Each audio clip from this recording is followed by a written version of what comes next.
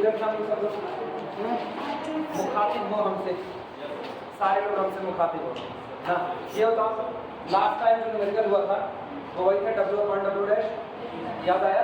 जब एक unit W' पर अटैच किया गया था, कैटनरी यूजी की तरफ खींची हुई थी, कैटनरी दो पोर्शन में बटी थी, एक लेफ्ट साइड और दूसरी राइट साइड हो गया था। एक और न्यूमेरिकल करा रहे हैं लास्ट, उसके बाद नया स्टार्ट करते हैं सैग ऑफ टाइटली स्ट्रेस्ड वायर, ठीक, अप्रॉक्सीमेशन ऑफ कैटनरी। लेकिन एक न्यूमेरिकल और देखें, मन तो नहीं था इसको कराने का, लेकिन फिर भी करा रहे हैं। प्रॉब्लम लिखना, प्रॉब्लम है show that length of an endless chain, show that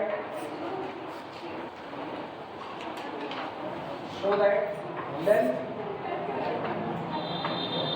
of an endless chain, length of an endless chain, length of an endless chain which will hang over, which will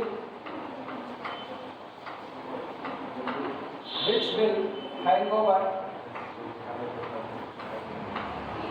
which will hang over a circular pulley, a circular pulley, hang over a circular pulley of radius small a, pulley of radius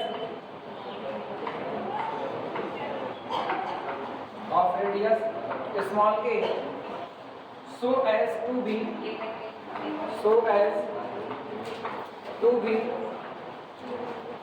in contact with, so as to be in contact with, so as to be in contact with 2/3 of the circumference, 2/3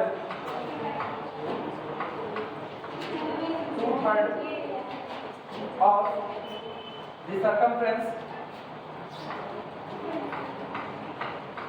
of the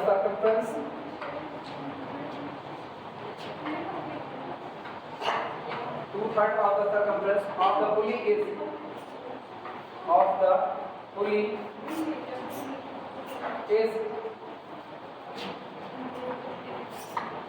8 into bracket में 3 upon log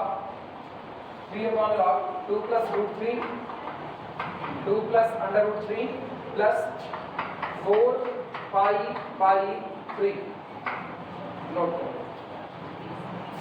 numerical note करो तब समझाते हैं। कार्य show that, आप ये दिखाइए the length of an endless chain, एक एंडलेस चेन है जिसकी लंबाई की डिमांड करें। Length of an endless chain which hang over of circular pulley, और चेन कैसी है? वो एक सर्कुलर पुली, पुली का मतलब होता है घिरनी, जो कुएं के ऊपर लगी होती है। हाँ, जो कुएं के ऊपर घिरनी लगी होती है, पानी भरा जाता है, रस्सी उसी के ऊपर चलती है, ठीक। ऐसी किसी घिरनी के ऊपर एक एंडलेस चेन को रख दिया गया है और इस घिरनी की रेडियस दी गई है। रेडियस कितनी है? स्मॉल ए है। आगे जेन सर गया ही नहीं, पहले सवाल नोट करो फटाफट, तो आगे बढ़ो।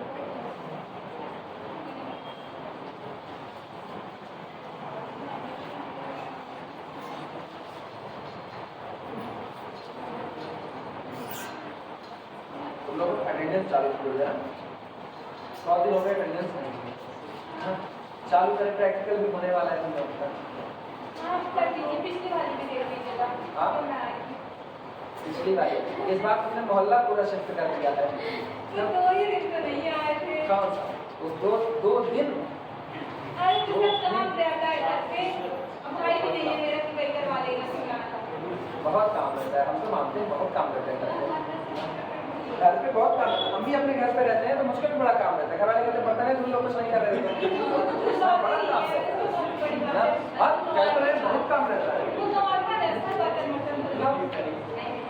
नॉर्मल तो ही है, हमने कब कहा बर्तन धुलने वाले हम नॉर्मल होते हैं? हम तो कह रहे सिंपल सी बात।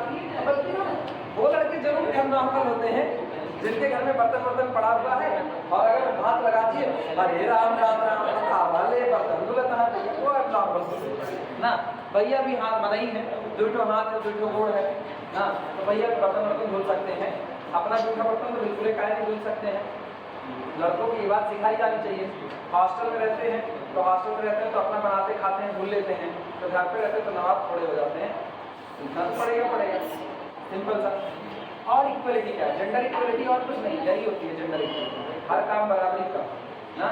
नोट कर लिए क्वेश्चन क्या भाई इतना तेज बोल रही है? नोट करिए। अभी वो लिख रहे हैं, हम विक्रमादित्य के सिंहासन पे खड़े हैं, यहाँ खड़े होकर के पता चलता है किसने सवाल लिखा किसने नहीं लिखा। चलो लिखो सब लोग, कब शुरुआत करेंगे? अभी ब्रह्म ज्ञान पढ़ रहा है। अटेंडेंस के लिए पढ़ना होना निकाले, अटेंडेंस शुरू की जाए।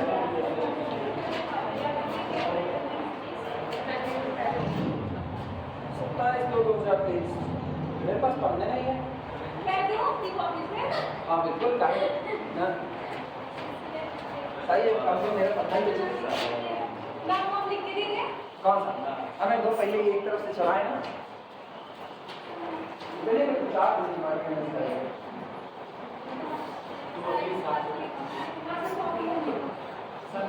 इसी पे चलाना है। कौन सा? अगले साल कौन? अच्छा नहीं, ऐसा नहीं है, ऐसा नहीं है। चलो समझो इसे, तुम्हें क्या समझो सब लोग ध्यान रखो।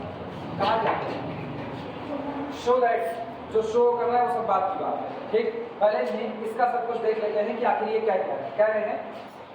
एंड इंडलेस चेन, इंडलेस का मतलब होता है ना चैन का दोनों किनारे आपस में जुड़ा हुआ है। अगर चैन के दोनों किनारे आपस में जुड़े नहीं है तो चैन इंडलेस नहीं हो सकती है। तब चैन का एक किनारा शुरू हुआ और दूसरे पर जाकर के खत्म हुआ। इन्होंने क्या कहा? एंड इंडलेस चेन, मतलब वो पूरी तरह से आपस में ऐसे जुड़ी हुई है, तो आप उस चैन पर लगातार चलते जाओगे तो उसका कहीं खात्मा होने वाला नहीं है।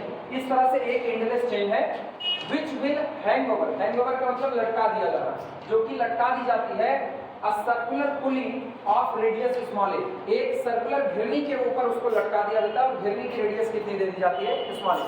घिरनी वो होता है जैसे कुएं में पानी भरा जाता है तो देखो बीच में एक व्हील लगा होता है, उसी के ऊपर रस्सी चलती है, उसके ऊपर खींचोगे तो आसानी के साथ बाल्टी का पानी ऊपर आएगा और छोड़ दोगे तो नीचे चला जाएगा, ठीक। वैसे अगर उठाना पड़े तो दम लगता है। तो एक हिसाब से कहा जाए ना तो जो आपकी पुली होती है घिरनी, वो एक लीवर की तरह उत्तोलक की तरीके से काम करती है। उत्तोलक क्या होता है? जो मेरे काम को आसान करे वही मेरे लिए उत्तोलक होता है, ठीक। तो वो घिरनी को इसीलिए लगाया जाता है कि आप पानी आसानी से निकाल सको या काम कर सको। तो ये कहे उस सर्कुलर पुली के ऊपर, अब फिगर थोड़ा विजुलाइज करना कैसे होगा। मान लो ये सर्कुलर पुली है, ठीक, ये सर्कुलर पुली है और इसकी रेडियस कितनी कह दी है? स्मॉल ए। इसके ऊपर एक चैन को लटका दिया जाता है और चैन कैसी है? चैन इंडलेस है। ये बताओ जब तुम चैन को इसके ऊपर लटकाओगे तो चैन इसको यहाँ से ऐसे टच करेगी, हाँ या ना, और टच करेगी फिर चैन ऐसे नीचे चली जाएगी, फिर यहाँ से इस पर ऐसे टच करेगी, चैन यहाँ से नीचे चली जाएगी, चूंकि इंडलेस है तो आपस में ऐसे आकर के जुड़ जाएगी, हाँ या ना। क्या यही फिगर होगा कि नहीं होगा? विजुलाइज हो पा रहा है? ना विजुलाइज हो पाए तो तगड़ा वाला विजुलाइजेशन करो। जब गले में चैन पहनी जाती है उसी चैन को उठाओ और ऐसा विजुलाइज करो ऐसे तुम्हारे सिर पे रख दी गई है, तुम्हारा चेहरा भी ऐसे गोल गोल है, सर्कुलर पुली यहाँ रख दी गई, तो यहाँ से सटेगा, ऐसे सटता हुआ आएगा, यहाँ नीचे ऐसे लटक जाएगा, हाँ या ना। अब तुम्हारा दुश्मन उससे तुमको खत्म नहीं कर सकता, उसकी दिक्कत है। हाँ तो सुनो, फिर ये क्या कह रहे हैं कि जब सर्कुलर पुली के ऊपर चैन को लटकाया जाता है, इस तरीके से लटका देते तो जितना पोर्शन टच में आता है, जितना पोर्शन टच में, यहाँ से तो टच में आया लेकिन नीचे जाते जाते अब ये यहाँ से तो टच में नहीं है, तो जितना पोर्शन टच में है उतने पोर्शन की बात कर रहे हैं of radius small a. So as, इस तरीके से लटकाया जाता है to be in contact with 2/3 of the circumference. Circumference का मतलब क्या होता है? परिधि। परिधि का 2/3 हिस्सा इस दिए गए चैन के कांटेक्ट में है। पूरे परिधि का 2/3 हिस्सा, यानी परिधि को 3 टुकड़े में बांटो, जितना सर्कमफ्रेंस है उसको कई हिस्से में बांटा? 3 हिस्से में। 3 हिस्से में 2 हिस्से पर चैन टच में आ रही है और 1/3 के हिस्से पर चैन पे कोई कांटेक्ट नहीं है। मतलब ये जो पोर्शन है नीचे वाला, ये टोटल का कितना है? 1/3, और ये टोटल पोर्शन कितना है? 2/3 हो गया। क्लियर हुआ कि नहीं? तो 1/3 हिस्सा टच में नहीं है और 2/3 हिस्सा आपके टच में आ रहा है, तो टोटल 2/3 प्लस 1/3 पूरा पूरा एक हिस्सा हो गया कि नहीं हो गया? ठीक, कह रहे हैं आप ये दिखाइए, show that the length of any endless chain which will hang over a circular pulley of radius small is so as to be in contact with 2/3 of the circumference of the pulley is this. आपको बताना है कि जो चैन की length होगी वो चैन की length होगी a * 3/log 2 + √3 + 4 π/3। ये चैन की लेंथ निकालनी है। सवाल समझ में आया? सवाल बहुत सिंपल सा है। चैन को उठा करके घिरनी के ऊपर लटका दिया गया है।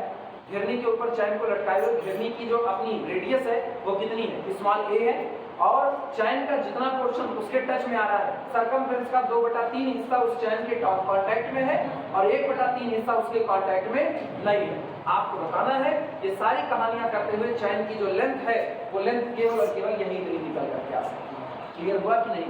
चलें लगाया जाए।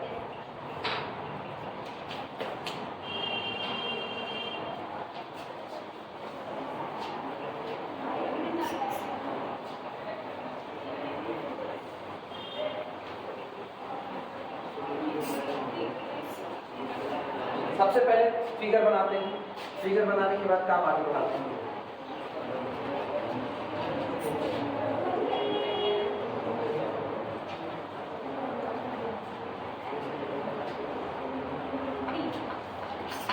ये सर्कुलर पुली है, ठीक, इसकी रेडियस आपको दी गई, इसकी रेडियस कितनी है? स्मॉल a है। यहाँ पर इसका सेंटर ले लेते हैं, ये इसका सेंटर है, और गौर करो जो पोर्शन टच में आया वो तो ठीक, जो टच में नहीं आया वो ऐसे नीचे की तरफ एक कैटगरी टाइप का बना देना, ज्यादा शार्प हो गया।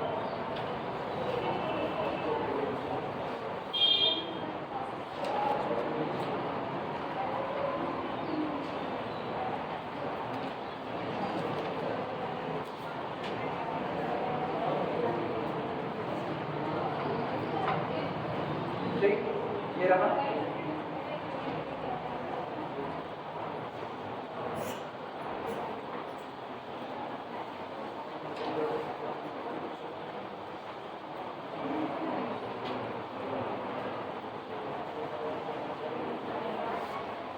इनको इससे मिला देते हैं, ठीक, और इसके बाद में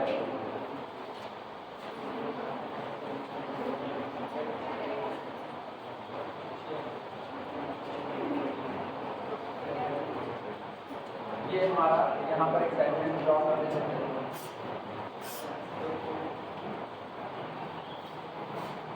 टेंजेंट हॉरिजॉन्टल के साथ जो एंगल बनाएगा, ये एंगल बाद में देख लेंगे कितना होगा, ठीक, अभी बस ऐसे ही कर रहे हैं। और इसके बाद फिर यहाँ से एक परपेंडिकुलर ड्रॉ कर देते हैं। परपेंडिकुलर है तो ऑब्वियस सी बात है ये एंगल कितना होगा? 90 डिग्री का होगा।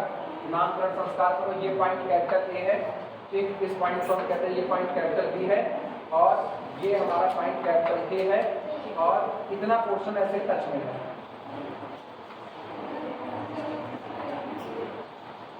चैन किसी के ऊपर ये कांटेक्ट में आ रही है, यहाँ चैन कांटेक्ट में है, इसके बाद चैन ऐसे नीचे की तरफ लटक गई है, यहाँ से चैन इस तरह नीचे की तरफ लटक गई, ठीक, ये रहा। और ये जहाँ पर टेंजेंट आकर के मिला इसको एल कह देते हैं, ये कैटगरी का वर्टेक्स सी हो जाता है। जहाँ पर ये आकर के मिला परपेंडिकुलर इसको एम कहते हैं। सेंटर को हम लोग सी डैश बोल दे रहे हैं, ठीक। अब पहले पूरा फिगर बना लो तब आगे बात करें।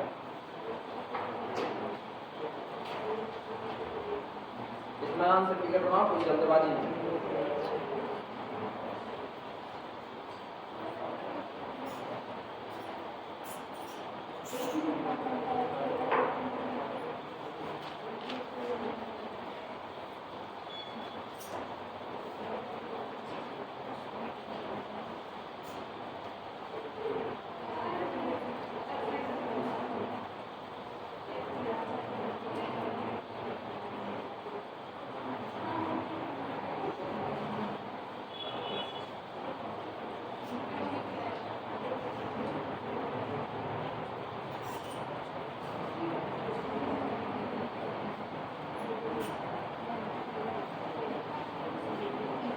हो जाए तो बताना, फिर लिखना चालू करें।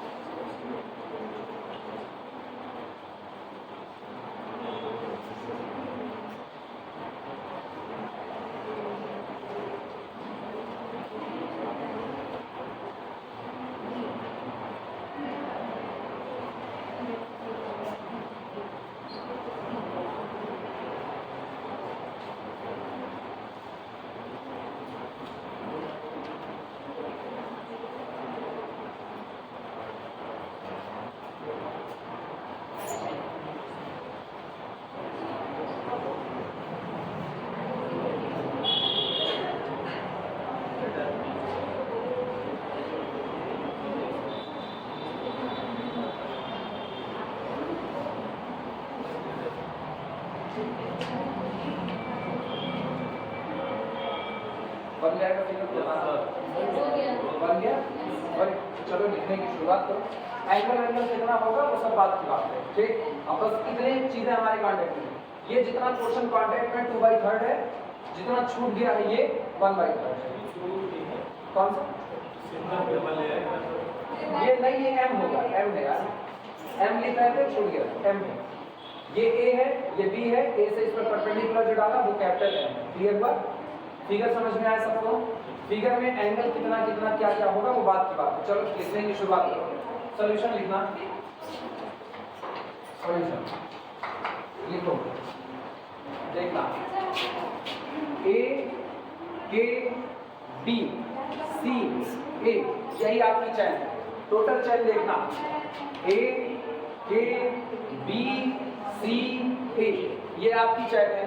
और चैन का जितना पोर्शन घिरनी के कांटेक्ट में है वो है A, K और B, और जितना पोर्शन कांटेक्ट में नहीं है वो है A, C, B या B, C, A। क्लियर हुआ कि नहीं? लिखना है इस बात को, देखो A, K, B, C, A, A, K, B, C, A is the endless chain, is the endless chain,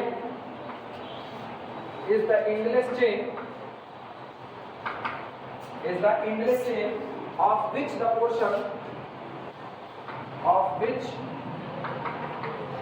the portion, of which the portion A K B, जितना कांटेक्ट में A K B is equal to, सुनो numerical में कहा गया है जितना portion contact में है A K B वो टोटल सरकमफ्रेंस का कितना है 2/3। टोटल सरकमफ्रेंस का कितना 2/3। अच्छा ये तो टोटल सरकमफ्रेंस किसी सर्किल का सरकमफ्रेंस यानी वृत्त की परिधि कितनी थी 2πr, रेडियस आपको कितना दिया स्मॉल a, तो इसका मतलब टोटल सरकमफ्रेंस हुआ 2πa, और 2πa का 2/3। क्लियर हुआ कि नहीं? लिखना, तो लिख रहे हैं a k b c a is the endless chain of which portion a k b is equal to 2/3 of the circumference, ऐसे लिखना of the circumference, and this is equal to 2/3 into 4πa। लिख सकते हैं आप sir 2π, 4π ले लीजिए, 2π 2 दूनी 4, 4/3 पाई a। तो इसका मतलब जितना पोर्शन कांटेक्ट में आ रहा है वो कितना हो गया 4/3 पाई हो गया, और पोर्शन ACB ये 1/3 हिस्से के कांटेक्ट में नहीं आ रहा। इसको लिख दो, the portion ACB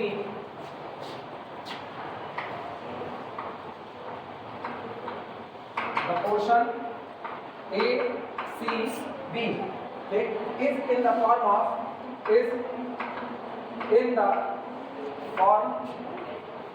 in the form of catenary, is in the form of catenary। और जो पोर्शन ACB ये लटका हुआ पोर्शन है ये आपका किस टाइप में है कैटेनरी। क्यों? क्योंकि इसमें जो सैगिंग आ रही है, जो इसमें लटकाव आ रहा है वो केवल किसकी वजह से हो रहा है ग्रेविटी की वजह से।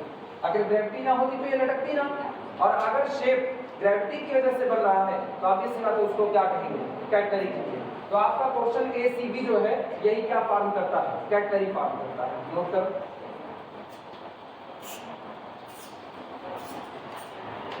ठीक। अब आर्क सुनना, ये जो आर्क आपका निकल करके आ रहा है आर्क AB, ये आर्क AB टोटल सरकमफ्रेंस का कितना हिस्सा है 1/3 है। लिखना, अच्छा बीच से होकर के चूंकि गुजर रहे हैं तो इस पोर्शन को नाम दे देते हैं कितना D, क्योंकि अगर हम केवल AB बोलेंगे ना तो दिक्कत है। AB में ये भी नजर आ रहा है और AB में ये भी नजर आ रहा है, तो बीच वाले को D कर दो। तो अब हम बोल रहे हैं आर्क ADB जो आपका होगा वो टोटल सरकमफ्रेंस का कितना हिस्सा है 1/3 है। लिखना है इसी बात को, the portion ACB is on the form of the catenary। इसके बाद लिखना also the arc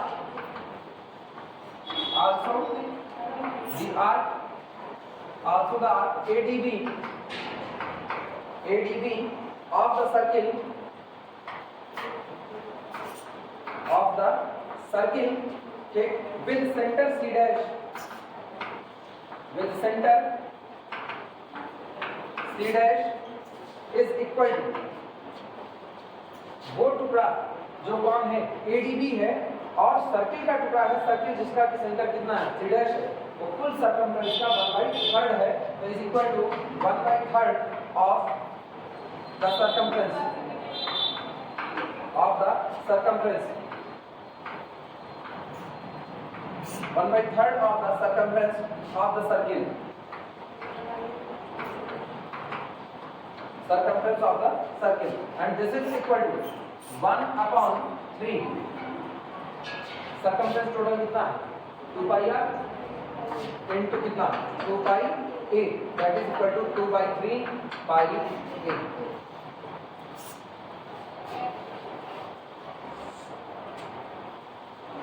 अपने दिमाग से सोच करके बता, यहाँ तुम्हारे दिमाग का जबरदस्त यूज होगा। टोटल सर्कमफ्रेंस कितना, टोटल सर्कमफ्रेंस 2 पाई r, मतलब अगर आप पूरे सर्कमफ्रेंस पर चलते तो आप कितना एंगल ट्रेवल करते हो 2 पाई, टोटल सर्कल पर कितना ट्रेवल करोगे 2 पाई।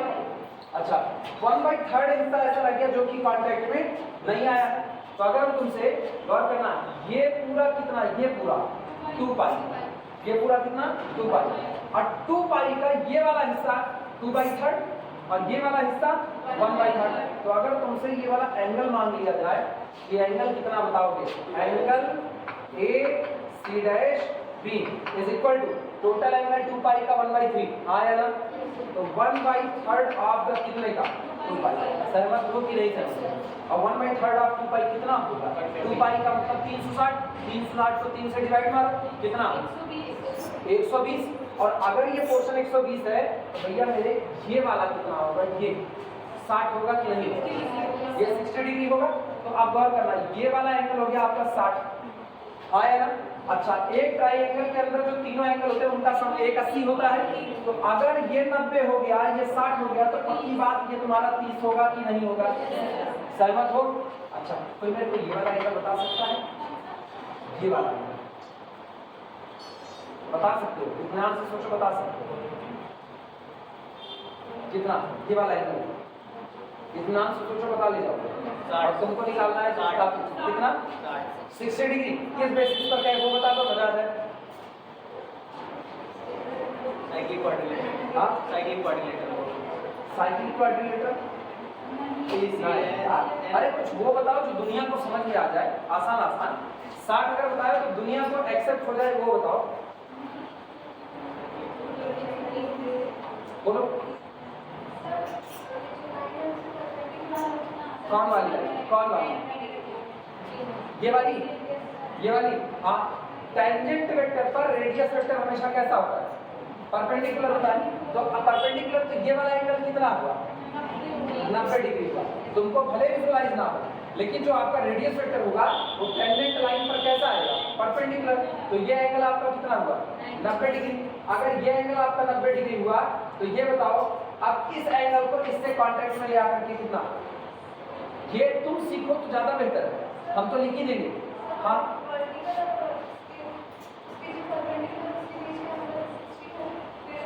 किसके किसके, इनके और इनके बीच का एंगल 60, ठीक।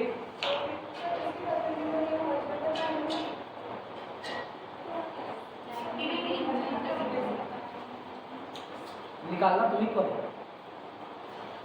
निकालना तुम्ही को, 60 होगा, चलो ये छूट दिए तुमको, 60 होगा, पक्की बात है 60 होगा,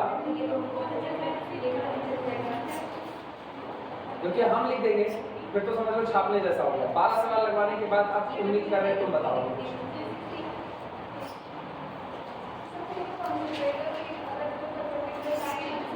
हाँ हाँ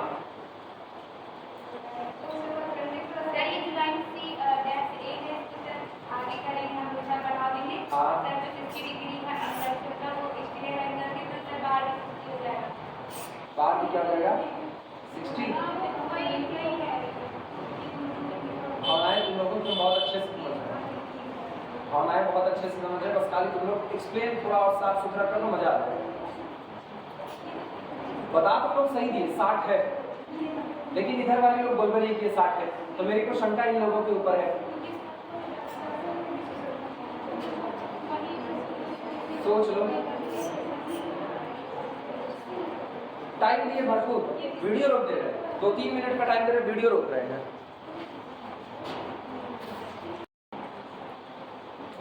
जो लोग बता लिए बहुत अच्छी बात है, जो नहीं बता पाए वो लोग सुने ध्यान से। इधर गौर करना, इस एंगल को तुमने डिसाइड कर लिया, ये कितना है 30 है, हाँ या ना। अब ये एंगल चूंकि रेडियस वेक्टर जो है वो टेंजेंट वेक्टर के कैसा होगा, परपेंडिकुलर, तो ये कितना हो गया 90, और 90 30 कितना हो गया 180, और सॉरी 120, बार 120। अब ये बताना है, ये इतना तुम्हारा 120 है, और टेंजेंट के ऊपर तो ये पूरी लाइन अगर लोगे, ये पूरा का पूरा, तो ये पूरा 180 होगा, तो इसका मतलब 90 और 30 120 निकाल दो, तो ये वाला पोर्शन कितना बचा 60, यानी इतने हिस्से की अगर हम बात करें तो ये एंगल कितना है 60। तो आप गौर करना, ये नीचे और ये, हिंदी में इसी को एकांतर कोण कहा जाता है, याद आया। अगर ये 60 है तो ये वाला भी कितना होगा 60 होगा। क्लियर है, फिगर में लिख लो 60, फिगर में लिख लो इसको 60, ऐसे जैसे लिखा गया ऐसे लिख लो 90 30। अभी हम लिखा देते कि रेडियस वेक्टर परपेंडिकुलर है उसके, समझ आया, क्लियर है। चलो शुरुआत करते हैं, लिखना दिया कोण, इसलिए angle A C dash B, सुनो इस एंगल को बता रहे ए सी डैश बी, ये टोटल एंगल बता रहे, टोटल एंगल कितना होगा, ये टोटल एंगल होगा 1/3 ऑफ द 2 पाई, सहमत हो कि नहीं, 1/3 ऑफ द 2 पाई, क्योंकि 1/3 हिस्सा ही रह गया है जो कि आपके टच में नहीं आया, तो टोटल हिस्सा घूमोगे तो 2 पाई, और 1/3 जो कांटेक्ट में है तो उतने का एंगल 1/3 और बड़े कितना 2 पाई, इसका मतलब ये आपका हो गया 120 डिग्री, ठीक है, ये हो गया 120 डिग्री। और अगर वो 120 डिग्री हो गया तो this implies that angle A C dash D, ये वाला ए सी डैश और डी, ये वाली लाइन चल रही है, ये वाली, ये एंगल आपका हो गया उसका आधा, दैट इज इक्वल टू कितना हो गया 60 डिग्री।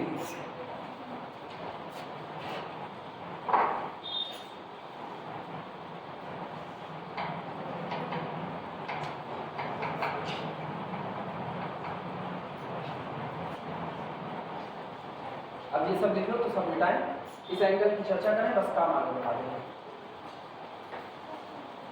अटेंडेंस चली, कहाँ तक पहुंची,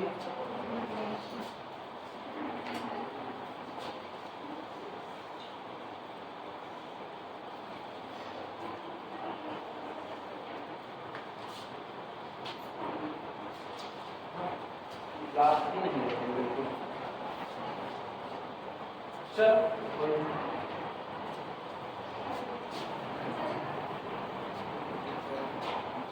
अब आपने खाली क्या फाइल लाइन चेक करा दें,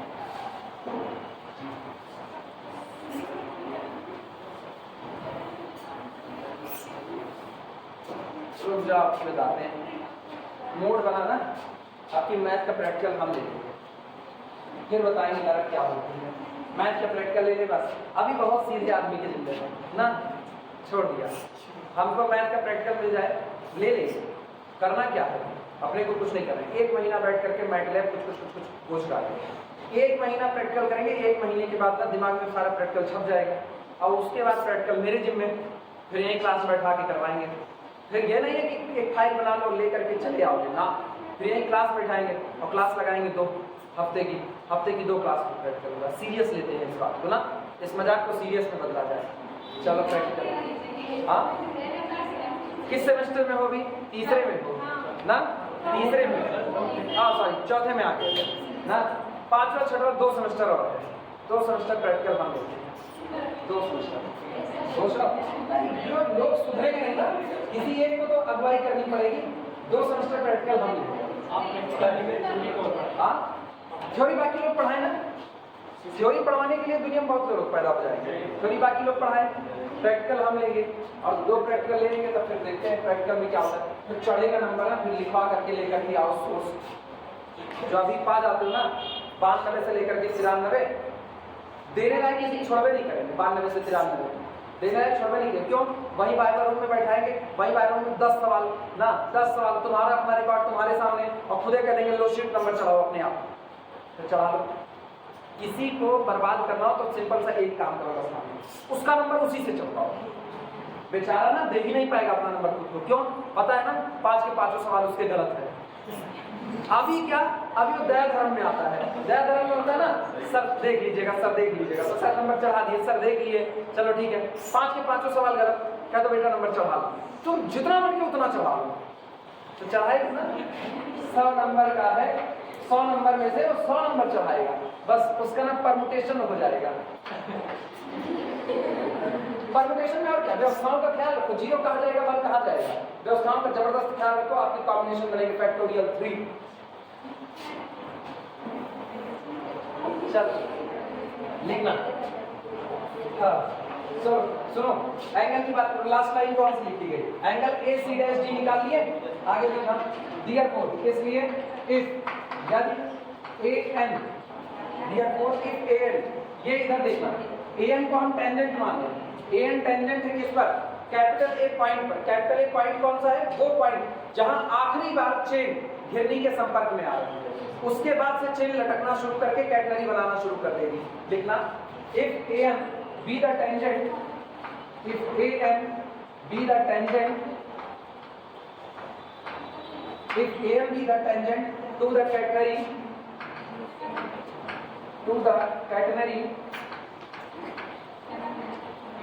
AM be the tangent to the catenary or the circle, चाहे कहो कैटनरी पर टेंजेंट है और चाहे कहो सर्किल पर टेंजेंट है। क्यों? क्योंकि वो पॉइंट कैपिटल ए सर्किल पर भी मौजूद है और वो पॉइंट कैपिटल ए कैटनरी का किनारा है। क्लियर हुआ? तो चाहे कहो टेंजेंट एट कैटनरी और चाहे कहो tangent at circle. If AM be the tangent to the catenary or to the circle at capital A, then angle ANX, ये ANX x एक्सिस के बीच का इज इक्वल टू कितना हो जाएगा? 60 degree, is equal to 60 degree. तो total ये angle आपका कितना निकल करके आया? 60 डिग्री निकल करके आया। क्लियर हुआ? और AM क्या है? AM वो परपेंडिकुलर कैपिटल A से इस लाइन AC पर अप्लाई किया गया है। क्लियर हुआ? लिखना इसको also AM, the length of perpendicular, the length of perpendicular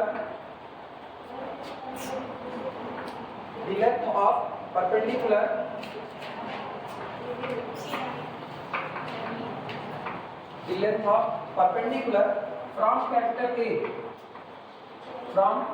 A, जो कि खींचा जाता है कैपिटल A से किस पर? लाइन CD पर। From capital A to CD कहो या C' D कहो, क्योंकि CD नीचे पड़ जाएगा, टू C' D। AM उस परपेंडिकुलर की लेंथ है जो परपेंडिकुलर पॉइंट कैपिटल A से लाइन C' D पर अप्लाई किया गया। अभी टेंशन ना लो, अभी तक मैंने न्यूमेरिकल की शुरुआत ही नहीं की है कि न्यूमेरिकल सॉल्व होना शुरू है। अभी तक केवल जितनी बातें कही गई हैं उनके बेस पर डेटा कलेक्ट किया जा रहा है। ये टेंशन ना लो कि सवाल लग रहा है, सवाल लग ही नहीं रहा। सवाल जब लगेगा तो 3 से 4 लाइन में सवाल लग करके खत्म हो जाएगा। ये सिर्फ और सिर्फ डेटा कलेक्ट हो रहा है और डेटा जो दिया गया उसी के आधार पर कलेक्ट करें। इन्होंने ये कहा कि जो आपकी झरनी है उसका 2/3 हिस्सा चैन के संपर्क में। हमने कहा ठीक है 2/3 हिस्सा चैन के संपर्क में मान लेते हैं। फिर इसका मतलब ये हुआ कि अगर आप लोग 2/3 हिस्सा चैन के संपर्क में है तो 1/3 हिस्सा संपर्क के बाहर है। तो चलो मान लिया 1/3 हिस्सा संपर्क के बाहर है। और अगर 1/3 हिस्सा संपर्क के बाहर है तो दिमाग में बात आई कि ये वाला एंगल कितना रहा होगा, क्योंकि फिर कुछ एंगल तो छूट गया। फिर नॉलेज आता है कि टोटल एंगल कितना हो गया 2 पाई, और 2 पाई में से 2/3 तो आपने एंगेज कर दिया, 1/3 आपने एंगेज नहीं किया, तो 2 पाई का 1/3 हिस्सा। तो ये एंगल आपका कितना निकल करके आ गया 120। दिमाग फिर कहता है ये लाइन तो परपेंडिकुलर है तो इस एंगल को आधा डिवाइड की होगी, आधा डिवाइड की होगी तो एक तरफ छूटा 60, एक तरफ छूटा कितना 60, बराबर बराबर कटा। और एक तरफ 60 इधर 60, तो अभी ये थोड़ा खाली खाली लग रहा था। सामने से एक परपेंडिकुलर ड्रॉ कर दिए। क्यों ड्रॉ कर दिए? क्योंकि ये वाला एंगल नहीं पता है, ये वाला एंगल नहीं पता। और ये एंगल क्यों पता करना जरूरी है? क्योंकि आप काम कर रहे हो कैटनरी में, और कैटनरी में इसी एंगल को तो हम लोग बार बार चिल्ला करके गला फाड़ करके चिल्लाते कहते हैं ये कौन है? साइन। और जब तक आपके पास साइन होगा तब तक आप S = C tan साइन जैसी चीजों का उपयोग नहीं कर सकते हो। तो अगर आपको इन फार्मूलों का उपयोग करना हो सकता है आगे जरूरत पड़े, तो आपके पास एंगल साई होना चाहिए। एंगल साई आप तभी निकाल सकते हो जब आप पहले यहाँ वाला मामला निपटा दो। तो फिर दिमाग में आता है अगर ये एंगल 60 है तो यहाँ परपेंडिकुलर डालो, ये कितना हो गया 90, तो इधर का हो गया 90, इधर का हो गया 60, सीधी सीधी बात है ये वाला एंगल कितना होगा 30, तो 60 30 90 और उधर का 90 90 90 180। फिर बात आई चलो कैटनरी बनी रही है, इस पर एक टेंजेंट को ड्रॉ कर देते हैं। ये सारी बातें ना सारी बातें नेचुरली निकलती हैं, नेचुरली। बस आप सवाल एक दो बार लगा दो फिर नेचुरल आएंगे। ये टेंजेंट हो गया कैटनरी पर, और अगर ये कैटनरी पर टेंजेंट हो गया तो आप कह रहे हो ये आपका रेडियस वेक्टर है, तो रेडियस वेक्टर हमेशा टेंजेंट लाइन के कैसा बैठेगा परपेंडिकुलर, और परपेंडिकुलर बैठेगा तो ये एंगल कितना होगा, दिखे भले ना आंख से क्योंकि बनावट की गड़बड़ी है, लेकिन ये कितना होगा 90 डिग्री, और ये 30 90 30 120, और ये इधर वाला टोटल मिला लोगे तो 180 होगा, तो पक्की बात है ये कितना 60, और 60 तो एकांतर कोण की वजह से साई आपका कितना होगा 60, तो साई को निकालने के लिए इतना मगजमारी की गई और साई बराबर कितना आ गया 60 डिग्री। क्लियर हुआ? एक बार साई मेरे हाथ में आ गया तो चेन की लेंथ निकालना 2 मिनट का काम है। क्लियर हुआ? चलो शुरुआत देखना। Also AM the length of perpendicular from capital A to the C dash D, ठीक, is equal to, चलो उस परपेंडिकुलर की लेंथ निकालो, जो AM है परपेंडिकुलर, उस परपेंडिकुलर की लेंथ बोलो कितनी होगी, अपने दिमाग से सोच करके बताना। ये सुनो, जिन लोगों को कंफ्यूजन लगी इधर देखना,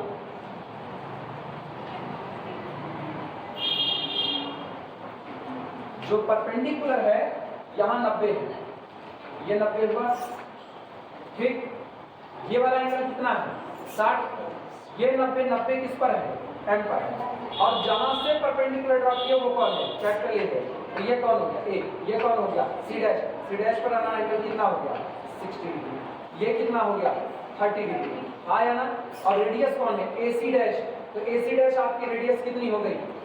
अब ये बताओ मेरे को ये AM निकाल करके बताओ किससे, लाल बटे का, हाँ है ना, बोलो कितना होगा AM ही तो निकालना है, AM अपॉन कितना A इज इक्वल टू कितना साइन 60 डिग्री, तो बताओ AM कितना हुआ, AM हुआ A साइन 60 डिग्री। सहमत हो कि नहीं सहमत? फिगर बनाना चाहो ये ट्रायंगल वाला बना सकते हो। आई बात समझ में? नहीं आया? नहीं आया? मत कहना नहीं आया, क्योंकि लगातार दोनों लोग बतिया रहे, तुरंत कहेंगे बतिया रहे इसीलिए नहीं आया, कुछ भी नहीं सकते।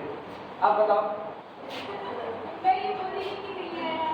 कौन सा, हम इसीलिए पहले कह दिए मत भी कहना कि नहीं आया, क्योंकि लगातार बतिया रही थी। जिसको नहीं आया वो पूछ सकता है, ऐसे फंसाया जाता है किसी को। अब ना बेचारे इधर जा रहे हैं उधर जा रहे हैं।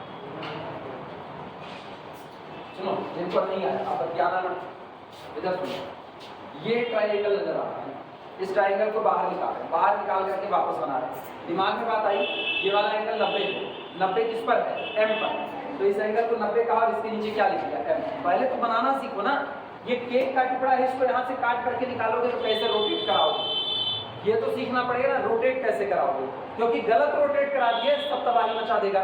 तो ये मेरा कौन हो गया M हो गया। अब ये परपेंडिकुलर ड्रॉ कहां से हुआ वो बताओ, ये A से ड्रॉ हुआ, तो परपेंडिकुलर जहां से गिराया जा रहा है वो पॉइंट A है, परपेंडिकुलर कहां से गिरा हुआ ऊपर वाले से, तो ये खींच दो तो ये वाला पॉइंट कौन हो गया कैपिटल A, और कैपिटल A पर जो एंगल बना कैपिटल A पर वो कितना है 30, और C डैश पर जो बना वो कौन है 60, तो अगर ये है तो A पर बना एंगल 30, तो इसके सामने कौन है C डैश, उसका बना एंगल कितना 60, और A से लेकर के C डैश तक की दूरी आपको रेडियस दी गई है कितनी इस वाली। अभी फिगर समझ में आया? अब लिखो AM is equal to A sin 60 degree, क्योंकि हम यहाँ पर सीधे लिखेंगे उस बात को,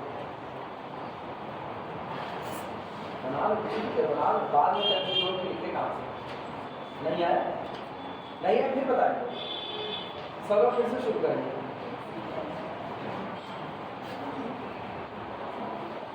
चलिए देखिए, लिखना also AM the length of perpendicular from capital A to the C dash D is equal to कितना हो गया A sin 60 degree, A sin 60, ठीक, sin 60 जानते हैं कितना होता है √3/2, so this is equal to √3/2A, note करो पहले।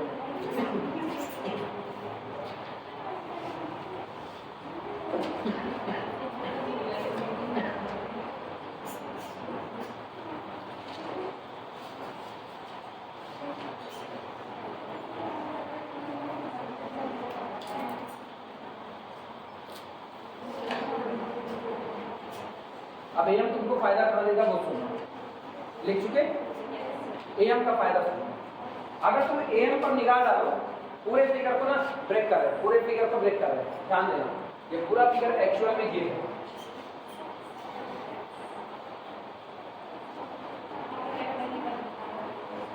ये है A, ये है M और उसके सामने ये है आया ना, यही है। मैंने ना ऊपर वाली बात को इग्नोर करना चालू किया, अब वो मेरे को दिक्कत दे रहा है, मेरे लिए नहीं दिक्कत दे रही, इग्नोर करो उसको, खाली उतना देखो, क्योंकि हम पढ़ रहे हैं चैप्टर कैटनरी, काम आएगा कैटनरी, तो हम केवल इतना पोर्शन देखते हैं। ACB ये कौन हो गया, C, ACB और ये कौन हो गया, M हो गया, ठीक है। और A पर खींचा गया जो टेंजेंट है, ये जो एंगल बना रहा है साई बराबर कितना हो गया, 60 डिग्री। आपने अभी अभी AM की वैल्यू निकाली, AM कितना आया, AM जो आया ये आपका आया √3/2 इंटू कितना, और मेरे को पता है ये टोटल कितना होता है 2x, लेकिन ये कितना होता है x। क्या आपको x बराबर पता है कि नहीं पता है?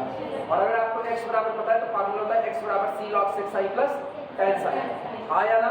अब तुम गौर करो, अगर फार्मूला इस्तेमाल करें x बराबर c log ब्रैकेट के अंदर 6i और प्लस कितना tan psi, तो ये बताओ इसमें तुमको पता क्या है, पता क्या x पता है कि नहीं पता? x कितना √3/2 आया ना, psi कितना 60, और psi पता है तो आपको log ऑफ दिस पता है कि नहीं, कि आप c की वैल्यू निकाल सकते हो कि नहीं, और कैटेगरी में c का यूज आ रहा है। क्लियर हुआ? तो चलो इनका इस्तेमाल करके c की वैल्यू, हम अभी कुछ नहीं कर रहे, तुम पहले तो अपने दिमाग में ये फूटा डालो, सवाल लगाना शुरू ही नहीं किया, अभी केवल और केवल मसाला इकट्ठा कर रहे हैं सामान को बनाने के लिए, बस और कुछ नहीं होगा। हमको नहीं पता x लगेगा कि नहीं, हमको नहीं पता c लगेगा कि नहीं, तो हम सबको इकट्ठा कर रहे हैं, जितनी इंफॉर्मेशन आपकी निकल करके आ रही है उसके सारे के आधार पर सारी चीजें इकट्ठा कर रहे हैं। लास्ट में देखेंगे चैन की लेंथ का क्या मामला रहता है, क्योंकि मेरे को एक्चुअल में चैन की लेंथ निकालनी है। अभी तक क्या मैंने चैन की लेंथ के ऊपर कोई बात की हुई है? नहीं, अभी तक जितनी बातें की हैं केवल और केवल कैटेगरी के बेस पर की हैं, क्योंकि हम फार्मूला किसका पढ़ेंगे, कैटेगरी का पढ़ेंगे। क्लियर है? दिमाग में ये मत सोचो सवाल लगाना है, दिमाग में ये सोचो कि आपको जासूसी करनी है, जो दिया गया उससे जितनी इंफॉर्मेशन आ सकती है उतनी आप कलेक्ट करो। क्लियर हुआ? ठीक, जो इस्तेमाल आएगा तो ठीक है। शादी वादी पड़ती है तो अपने लोग क्या करते हैं, मार्केट से सामान उठा करके लेकर के आओ, जो यूज हुआ, नहीं यूज हुआ होगा फिर से बदल लेके दे देंगे वापस। आई बात है समझ में? दुल्हा नहीं बदला जाता, वो आ गया तो आ गया, उसको नहीं बदलेंगे। चलो शुरुआत करते हैं। अब तुम्हारे लिए मेन फिगर ये सामने है, अब एक्चुअल फिगर यही है तुम्हारा, और इसी फिगर से हम सारा काम कर रहे हैं। ठीक, उस फिगर को भूल जाओ, तो फिगर लास्ट में आएगा जब आपको लेंथ निकालनी होगी तब लिखना। Now from x is equal to c log x is equal to c log tan psi plus 6i, tan psi plus 6i, लेकिन ये सब आप किस पॉइंट पर लगा रहे हैं, एट कैपिटल ए पर इस फार्मूले का इस्तेमाल, तो कितना होगा, x आपका कौन है, am, हम लिख दे रहे हैं वापस, x आपका कौन हुआ, am is equal to c log, ये वीडियो चलाए तो रुका ही,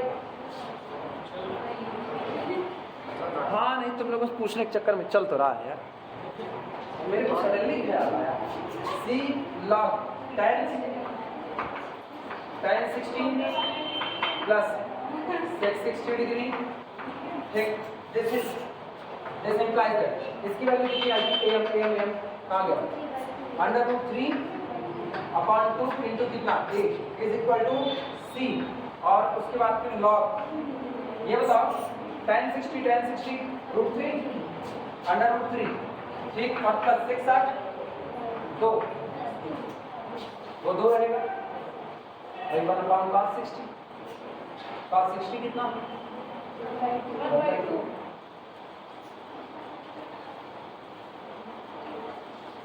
तो देखो यहाँ से तुमको c की वैल्यू मिल जाएगी कितना, this implies that c is equal to, c कितना आया भैया, √3 इंटू कितना a और डिवाइडेड बाय कितना 2 log कितना 2 प्लस अंडर रूट 3। ये तो हो गई वैल्यू सी।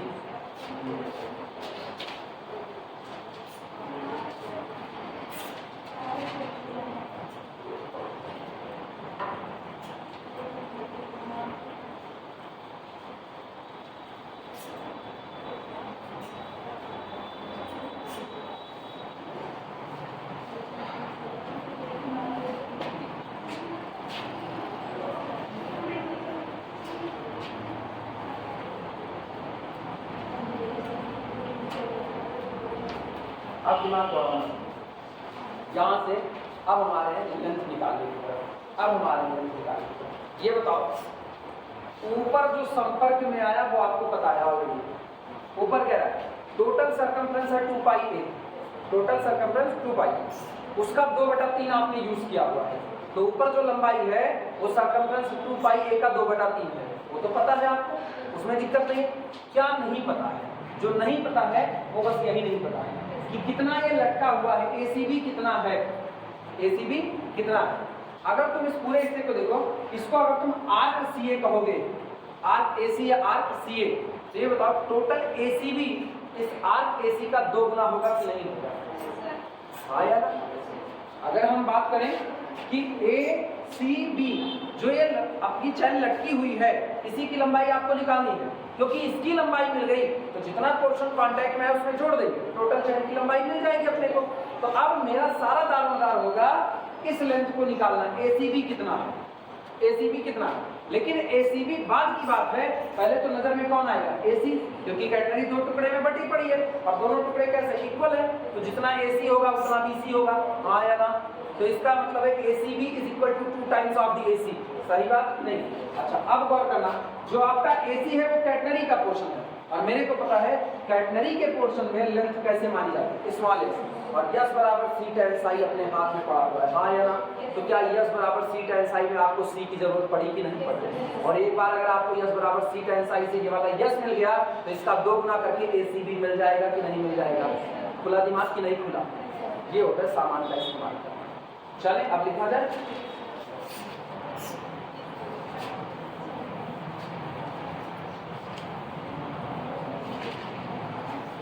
पूरे में स्टैटिक्स में सवाल लगाने के लिए गांठ बांध लो। सुनो, स्टैटिक्स में सवाल लगाने के लिए गांठ बांध लो। ये तो डरो ही मत सीखने के नाम पर, ये डरो ही मत कि तुम कोई डेटा ऐसा निकाल लोगे जिसकी तुमको जरूरत ही नहीं है। तुम निकालते जाओ, 1 बार 2 बार 3 बार जैसी प्रैक्टिस है तुम डेटा निकालते जाओ बस खाली। और बाद में तुम अपने न्यूमेरिकल के बारे में सोचो, तुमसे मांगा क्या गया है, जो मांगा गया है वो आप कैसे ला सकते हो, उसका फार्मूला लिखो, बनता है तो, नहीं बनता जोड़ तोड़ करके फार्मूला निकालो। वो आया, अब देखो आपके रखे हुए डेटा में से कौन कौन इस्तेमाल में आ रहा है, जो इस्तेमाल में आया यूज करो, जो नहीं आया उसको छोड़ दो। अब ये सब काम करने के बाद फेयर कॉपी पर आप उसको लिखो और जो जो डेटा आपके इस्तेमाल में आया था केवल आप उन्हीं डेटा को कंसीडर करो, बाकी को छोड़ दो। तो तुम इससे सीख जाओगे डेटा का यूज कैसे किया जाता है। और अगर तुम ये सोचोगे कि नहीं हम एक ही बार में सवाल उठाएं और एक ही बार में मुझको आ जाए, हम वही डेटा निकालें जिसका यूज है, ऐसा दुनिया में कोई माइकलाल पैदा नहीं हो जो वही डेटा निकालेगा जिसका यूज होना है। ऐसा कुछ नहीं। हम भी पढ़ते थे, अपने को भी ना दहाड़े मार के रोना आता था इसमें, इस पेपर में मेरे साथ भी वही कंडीशन थी, लेकिन टाइम देना पड़ता है। टाइम तो उसके बाद आएगा, टाइम दो। चलो लिखा है now the portion ACB, now the portion, now the portion ACB of the chain, now the portion ACB of the chain is equal to 2 times of the arc AC। तो जो चैन का पोर्शन ACB है वो arc AC का क्या गुना है? 2 गुना। और अगर आर्क AC का 2 गुना है तो मुझको पता है this is equal to 2 into ये 2 इंटू S लिख सकते हैं कि नहीं? 2 into S and this is equal to 2 into C tan psi। सही है गलत? अब तो फार्मूला खेल रहे हैं, ठीक। और 2C tan psi is equal to 2 into, जरा C की वैल्यू जो आई है वो बोल दो। C की वैल्यू आई है √3 इंटू A अपॉन कितना? 2 log 2 प्लस √3। ये तो हो गया C की वैल्यू। और tan psi का मतलब है tan 60 डिग्री। आया ना? तो ये बताओ इस 2 से ये 2 कैंसिल आउट हो गया और tan 60 की वैल्यू कितनी √3। अच्छा ये बताना भैया ये √3 ये √3 कितना हो गया 3a अपॉन log कितना हुआ 2 प्लस √3। सुनो ये वो पोर्शन है, ये वो पोर्शन की लेंथ है जो नीचे लटका हुआ जो कांटेक्ट में नहीं, अपने को टोटल चेन की लेंथ निकालनी है तो इसी में बाकी बची हुई लेंथ जो कांटेक्ट में उसको जोड़ देंगे। नोट कर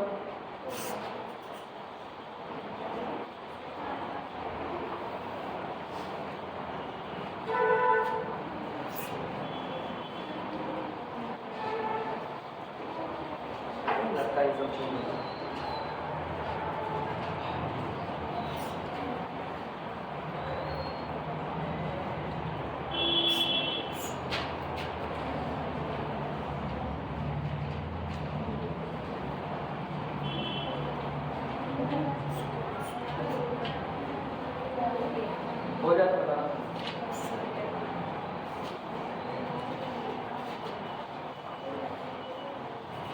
फाइनल टच पे देखो therefore length of endless chain, therefore length of endless chain, therefore length of endless chain is equal to, चलो भैया बोलो endless chain की टोटल लेंथ कितनी है r a के b ऊपर वाला r a के b plus r a c b कुछ करना नहीं तुमको बस खाली डांस स्टेप करना बस खाली है ऐसे क्यों नहीं हाथ हिलाते हो डांस होता है। कोई कहे आज कितना पढ़ के आए हो ना तो आज बस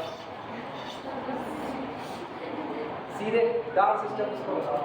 असली डांस मास्टर तो गणित वाली है दिस इज इक्वल और नहीं क्या ग्राफ देखो ग्राफ ऐसे वाला ग्राफ होता है ना r a के b निकाले बोलो कितना 4/3 पाई a तो ये हो गया 4/3 पाई a जितना पोर्शन कांटेक्ट में ठीक और प्लस हाँ ये 3a अपॉन कितना log कितना हुआ 2 प्लस √3 लाना कितना है वो बताओ जरा तो लाना कितना है a कॉमन करके आंसर आ गया ना बस मेरे ख्याल से जो लाना है वो कितना है a into 3 upon log 2 plus √3 plus 4π/3 a को कॉमन कर लो जो है वही आंसर है क्लियर यही आपकी चेंज की लेंथ होगी।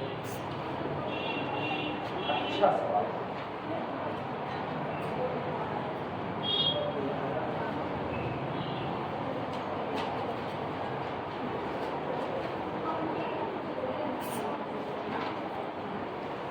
बस भैया इस एक्सरसाइज में अब हम और सवाल नहीं लगा रहे हैं गिन के मेरे को बताओ मेरे ख्याल से मेरे हिसाब से इस एक्सरसाइज में मेरी तरफ से 14 सवाल हो चुके हैं हाँ या ना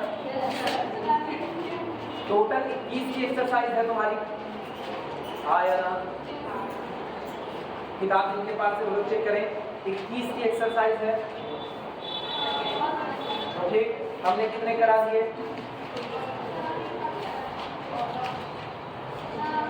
14 करवाए तो 14 6 20 21 ना 7 अगर उसको 3 हिस्से में बांटा है 7 21 2 हिस्सा हम करा दिए 1 हिस्सा में 3 हिस्से में बांटो। अब सोचो इसी सवाल पे आएगा इसीलिए सवाल कितना जबरदस्त है 2/3 पोर्शन कांटेक्ट में 1/3 नहीं है तो 21 का 3 टुकड़ा मारो 7 21 14 हम कराए 2/3 मेरे कांटेक्ट में है 1/3 की लेंथ तुम निकालो।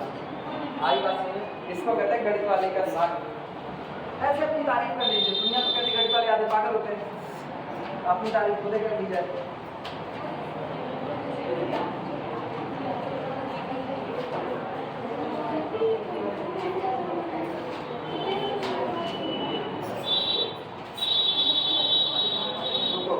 अब आगे कराते हैं अप्रॉक्सीमेशन टू द कैटेगरी। चलो अप्रॉक्सीमेशन टू द कैटेगरी करवाते हैं।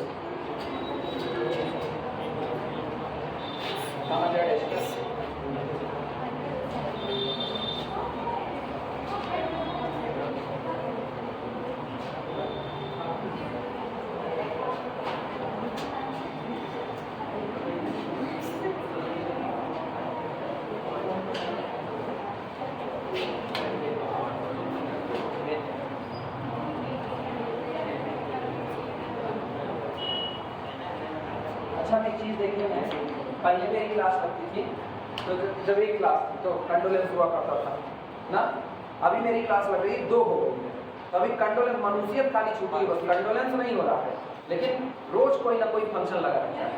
अभी मेरे एक क्लास लग रही है, एक अभी चली जा रही है किसी न किसी फंक्शन में। मेरे को ना किसी ओझा शौकत बतिया के मंत्र मरवाना पड़ेगा, 2 क्लास में से 1 क्लास का। हाँ क्या उनकी एक को नहीं जाती ना, या तो वही मंत्र मारे मुझे। Approximation to the common category, approximation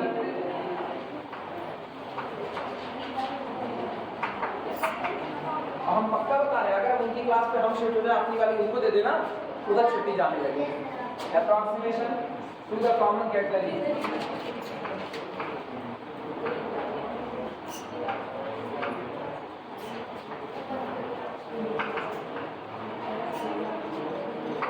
विधाता मेरी किस्मत को लिखते वक्त किसी और ही धुन में रहे होंगे। विधाता जब मेरी किस्मत लिख रहे होंगे किसी और धुन में रहे होंगे, या तो उनके यहाँ पकौड़े चल रहे होंगे, वहां दिमाग लटका रहा होगा उनका। समोसा नहीं, विधाता समोसा नहीं खाएंगे, पकौड़ी खा लेंगे। लड्डू, हाँ लड्डू खाता है। अच्छा हनुमान खाली तुम लोग बदनाम करते हो ना, 1 किलो लड्डू ले जाएंगे, हनुमान जी 1 किलो लड्डू चढ़ाए, हनुमान जी 1 किलो लड्डू चढ़ाए, खाए पूरा ना और भवानी खाए पंडवे। चलो अप्रॉक्सीमेशन ऑफ कॉमन कैटेगरी क्या हो, सुनो इधर इधर इधर ध्यान। आप कॉमन कैटेगरी के अप्रॉक्सीमेशन पर आए, ये बताओ चेक करो कहीं तुमने एक फार्मूला पढ़ा है y बराबर c cos हाइपरबोलिक के फार्मूला, पलटो फार्मूला देखो, अगर याददाश्त सही है तो y c cos hyperbolic x by c पढ़ा हुआ है, बस यहीं से उठाओ लिखना। सबसे पहला सिंस लिखो, since y is equal to c cos hyperbolic x by c, लिखना चालू करो। y is equal to c cos hyperbolic x by c। और सुनो धुरंधर, क्या ट्रिग्नोमेट्री याद आ रही है? क्या ट्रिग्नोमेट्री याद आ रही है? कुछ लोग कहेंगे जी सर, कुछ लोग कहेंगे ना सर। ट्रिग्नोमेट्री में याद करो, तुमको एक फार्मूला पढ़ाया गया होगा, sin hyperbolic x is equal to e to the power x minus e to the power minus x divided by कितना, याद आया? और एक फार्मूला पढ़ेंगे cos hyperbolic x is equal to e की पावर x plus e की power minus x divided by 2, पढ़े हुए हो कि नहीं? तो ये बताओ क्या cos हाइपरबोलिक में x की जगह पर x by c लिखा गया है कि नहीं? इस फार्मूले का इस्तेमाल कर सकते हैं, इस फार्मूले का इस्तेमाल करो, देखो क्या मिलेगा। तो ये बन जाएगा this is equal to c और cos हाइपरबोलिक x by, इसको ब्रेक करो, कितना होगा e की power x by c plus e की power minus x by c और होल डिवाइडेड बाय कितना, नोट करो। टोटल को नाम दे equation number capital A, equation number capital ए।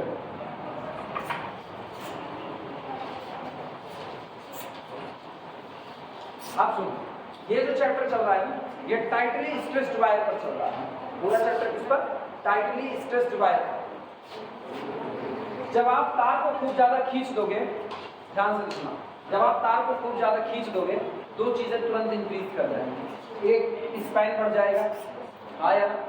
दूसरा, जब तार खींच गया तो अब तक कैटेगरी ये लटक करके जा रही थी, जब आपने तार को खींच दिया तो ये काफी टाइट हो गया, तो ऐसे हो करके जाएगी कि नहीं, आया ना? मतलब एक कैटेगरी जो अब बन रही है वो एक स्ट्रेट लाइन की तरफ उनको नजर आएगी। ऐसे रस्सी लो, देखना इनको समझाने के लिए मेरे को ना इसका कवर पूरा बर्बाद कर देना पड़ता है। ये बता अभी क्या है, ढीला है, अब देखो हम उसको टाइट करेंगे, उल्टा है ऊपर कि नहीं उल्टा, क्या ये टाइट हो गया? और टाइट हुआ तो क्या एक सीधे लाइन की तरफ बिहेव कर रहा है, लेकिन इसके पास अपना वेट है, और दुनिया में जिस चीज के पास अपना वेट है उस पर ग्रेविटी असर डालेगी ना, चाहे जरा सा ही असर डाले, लेकिन असर तो होगा, और असर होगा तो नीचे की तरफ खिंचाव होगा, और नीचे की तरफ खिंचाव होगा तो सैग रहेगा, बस इतना माइन्यूट सैग रहेगा कि आपको दिखने में पता नहीं चलेगा। लेकिन तुम एक चीज गौर करो, जब ये ऐसा था तो पैरामीटर जो सी था, जमीन से इसकी ऊंचाई, वो कम थी। जब हमने इसको टाइट किया तो क्या सी बढ़ रहा है कि नहीं? एक तो स्पैन बढ़ रहा है और दूसरा कौन बढ़ रहा है? सी। तो इसका मतलब ये हुआ कि जब आप तार को काफी ज्यादा टाइट कर दोगे तो स्पैन एक्स इंक्रीज कर जाएगा कि नहीं, और साथ ही साथ कौन इंक्रीज कर जाएगा? सी, पैरामीटर इंक्रीज कर जाएगा। ये बात समझ में आ रही है? ना समझ में आए ना तो बिल्कुल ऐसा ये विजुलाइज करना, ये इसको विजुलाइज करो। एक लोगों को वहां खड़ा तो एक लोग आप इसको खींचे, जब इसको खींचेंगे तो क्या ये लटकाव इसका कम होगा कि नहीं होगा? कम होगा तो ये ऊपर की तरफ उठेगा, ऊपर की तरफ उठेगा तो ये जो पैरामीटर सी है क्या ये भी इंक्रीज करेगा कि नहीं करेगा, और क्या इधर से स्पैन बढ़ेगा कि नहीं बढ़ेगा? तो टाइटली स्ट्रेस्ड वायर में जो स्पैन होता है वो कैसा होता है? मैक्सिमम होता है। क्लियर हुआ? लिखना है इसी बात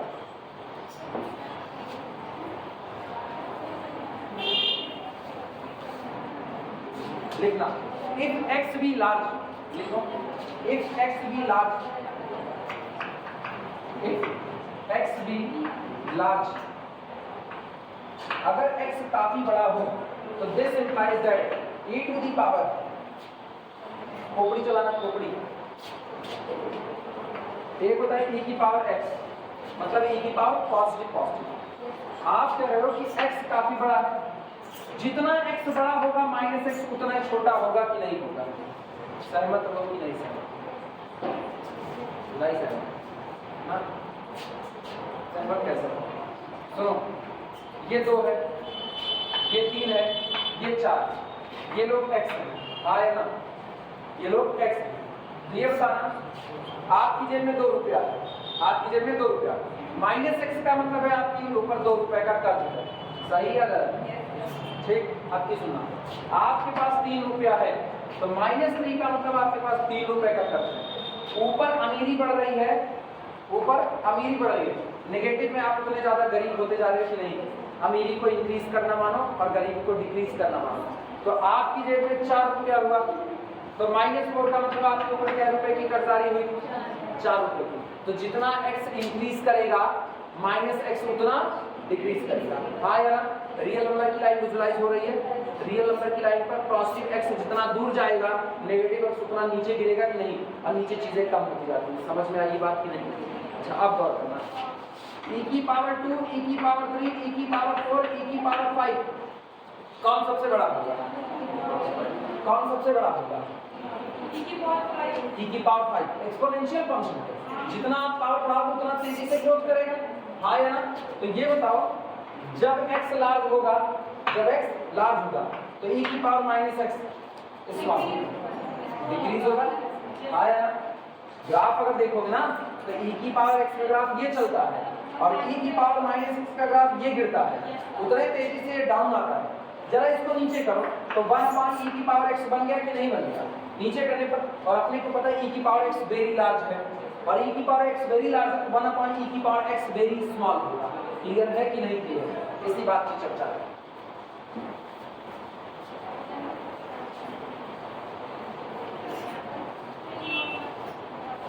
लिखना, if x be very large, this implies that e की पावर -x/c, ये इसकी चर्चा कर रहे हैं, e की power -x/c very small,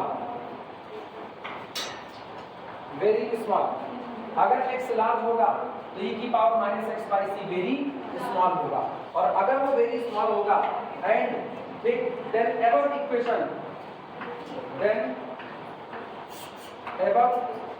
equation becomes तब ऊपर लिखी गई इक्वेशन बन जाएगी, becomes y is equal to 1/2 c into e की पावर x/c। रीजन है उसका, हम कह रहे हैं जितना आप x को बढ़ाओगे e की पावर -x/c उतना ही कम होता जाएगा, और जब कोई चीज बहुत कम होती जाएगी तो क्या हम उसको नेग्लेक्ट कर सकते हैं कि नहीं? आया ना? तुम हमसे कहो सर कुछ खिलाइए, कह दो, मान लो तुम हमको कहो सर कुछ खिलाइए, हम एक समोसा तुमको खिलाएं, बड़े बगल हो गए, एक मिला कि नहीं मिला? तुम सारे नहीं मिला, मान लो मिला ना, मान ले। हाँ ना बच्चे, तुम मैथ वाली हो, लेट सर ने हमको दिया एक समोसा, हमने उसको इंटीग्रेट करके बनाया 2 समोसा, मुंह में जाते बना 3 समोसा, पेट में जाते बना 10 समोसा और हम हो गए बीमार। समोसा इसलिए नहीं मिलेगा। चलो वापस आओ ना, चलो ध्यान दो। एक एग्जांपल के तौर पर समझना, हम ये कह रहे हैं जो चीज बहुत छोटी होती जाती है उसको नेग्लेक्ट कर दिया जाता है। मैथ की दुनिया में आप कर सकते हो। हम ये कह रहे हैं कि किसी को एक समोसा खिलाओ, लगता है आपने उसको कुछ दिया, आप उसको आधा समोसा खिलाओ। आप कह रहे हो मैंने खिलाया तो है, आधा खिलाया, आधा भी पता चलता है, आप उसको समोसे का 1/3 खिलाएंगे। मतलब हम क्या करें, हम एक समोसे की एक ऊपर की पकड़ी लेकर के आए, बस ऊपर का जो उसका छिलका होता है वो लेकर के आए और ऐसे नाखून से नोच करके लो बच्ची तुम समोसा लो, तुम समोसा। ये लोग कहेंगे इससे अच्छा ना दिया जाए। तो जब चीजें बहुत इस्तेमाल होती हैं तो उसको नेग्लेक्ट कर दिया जाता है। ये बात समझ में आई? खाने वाला तुरंत यस्सर होता है, वो समझ आता है।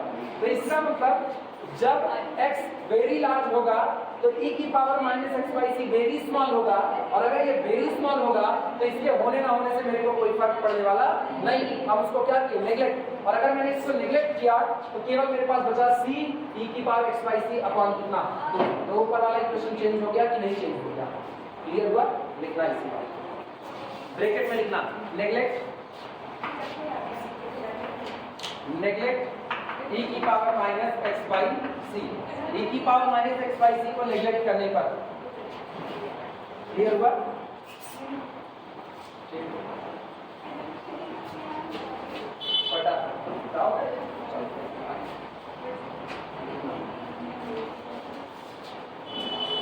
आल्सो एक तो ये हो गया।